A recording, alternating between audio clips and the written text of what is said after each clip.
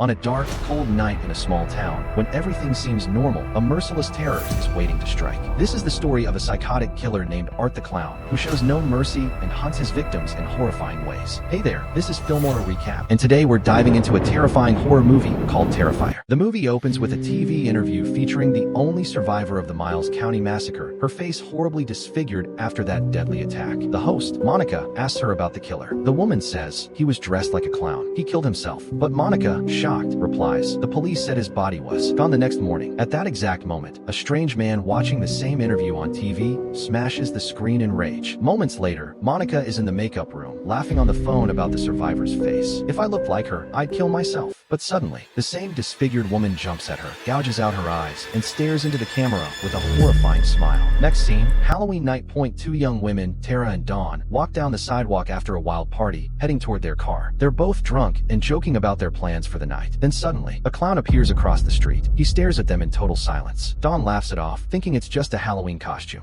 She even flirts and jokes with him. But Tara feels something deeply wrong in Art's cold, empty stare. Moments later, he vanishes. Hungry, the girls stop at a nearby pizzeria. Minutes later, Art walks in too. He sits at the table next to them, silent, just staring at Tara and making creepy faces. Tara feels uneasy, but Dawn, trying to act brave, starts mocking him and even takes selfies. But Art stays quiet. That eerie, heavy silence fills the air. The shop owner steps up and asks for his order, but Art doesn't respond. He just keeps staring. After a few tense minutes, Art stands up, walks over to their table, performs a weird little trick, and slides a ring onto Tara's finger, then calmly heads to the bathroom. Moments later, the shop owner throws him out angrily because Art trashed the restroom. He throws his stuff outside and locks the door. A few minutes later, Tara and Dawn leave the pizzeria, but notice their car tire's flat. Dawn doesn't have a spare, so they call Vicky, Tara's sister, to come help. Even though Vicky has an exam the next day, she agrees to come. Tara examines the tire and says, "It doesn't look like it went flat on its own. Maybe that clown did it." But Dawn laughs, saying Tara's just paranoid. Meanwhile, back at the pizzeria, one of the workers goes to clean up the bathroom and walks out to a horrifying sight. The owner's head has been chopped off. He panics and tries to escape, but the door's locked from the inside. Just then, Art jumps out of the darkness and repeatedly stabs him to death. Next scene, Tara says she needs to use the restroom. Right then, a security guard from an old, abandoned building steps outside for a smoke. Tara approaches him and manages to convince one of the workers there, named Mike, to let her in to use the bathroom. Mike warns her that the place is full of rats and tells her to finish quickly and leave. Meanwhile, a radio inside the car starts broadcasting breaking news. 2 pizzeria employees in Miles County have been murdered by a clown. Dawn realizes the killer is Art, but it's already too late. Art is inside her car, and her terrified screams fill the night. Tara tries to leave the building, but she hears strange noises echoing from the dark warehouse. She follows the sounds and comes face to face with a bizarre woman holding a doll, whispering, "It's my baby." Panicking, Tara steps back to run, but suddenly, Art, with bloody hands and a knife, is standing right by the door. Terrified, Tara runs for her life while Art chases her. She hides among parked cars in the basement garage, but the clown finds her and stabs her leg several times. Just as he tries to strangle her and gouge out her eyes, Tara stabs him in the side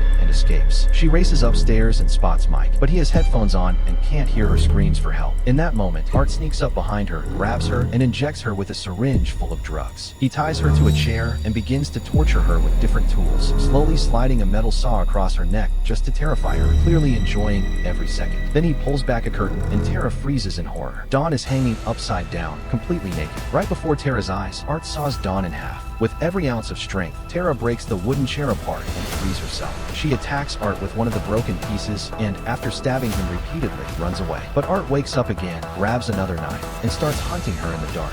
Tara sneaks behind him and hits him hard several times on the head and body. Just when she thinks it's finally over, Art pulls out a gun and shoots Tara in her wounded leg. When he tries to fire the final shot, he realizes the gun's empty, so he steps back to reload.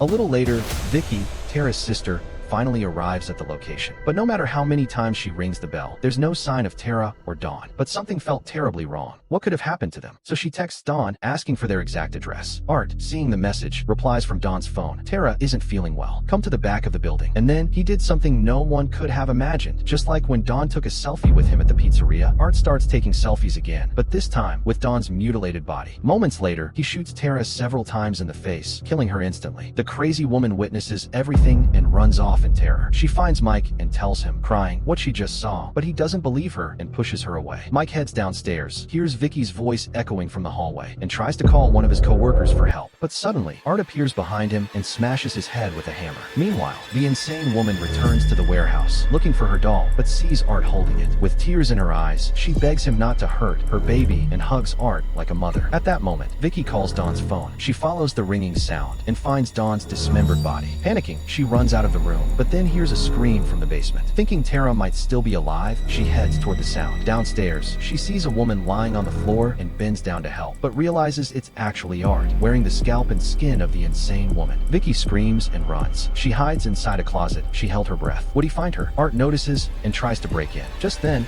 Mike's friend arrives. Since the doors are locked and Mike isn't answering his phone, he honks his car horn and unlocks the door with a spare key. He follows the trail of blood, but Art jumps out from behind and attacks him with a knife, decapitating him on the spot. Vicky peeks outside through a crack in the closet. When she's sure Art is gone, she crawls out and runs to the exit, but the door is locked. Could she escape him this time? Right then, she sees Art riding a tiny tricycle in the hallway. She quietly sneaks through the corridor, but Art catches up and wraps a thick plastic sheet around her head, trying to suffocate her. Vicky rips the plastic apart with all her strength, stabs Art in the leg with a nail, and escapes, finding her sister's dead body. Crying over Tara, she doesn't notice Art creeping up behind her again. He starts whipping her with a chain full of metal spikes. But just in time, Mike returns, hitting Art in the head with a metal rod and knocking him out. He drags Vicky into a safe room and calls the police to report everything. Mike and Vicky try to escape the building, but all the doors are locked. Suddenly, Art appears behind them and smashes a gas canister into Mike's skull, killing him instantly. Vicky grabs a metal rod from the floor and breaks the door lock, but Art grabs her by the neck, trying to strangle her. Vicky stabs his eye with her fingers and escapes just as police sirens echo outside. Art then rams a car through the garage door, running Vicky over. She collapses, unconscious. When the police arrive, they're met with a horrific scene. Art crouched over Vicky's body, eating her face. Officers pull their guns, but the nightmare wasn't over yet. But before they can shoot, Art pulls out his hidden gun and shoots himself. Hours later, the bodies are sent to the morgue for autopsy. When the coroner unzips Art's body bag, the lights begin to flicker, and suddenly, Art the Clown comes back to life, strangling the coroner to death. In the final scene, a year later, we see Vicky leaving the hospital. She's about to appear on a TV show, and that's when we realize she's the same woman from the opening scene, the one who killed Monica. If you enjoyed this recap, don't forget to like, subscribe, and always watch your back.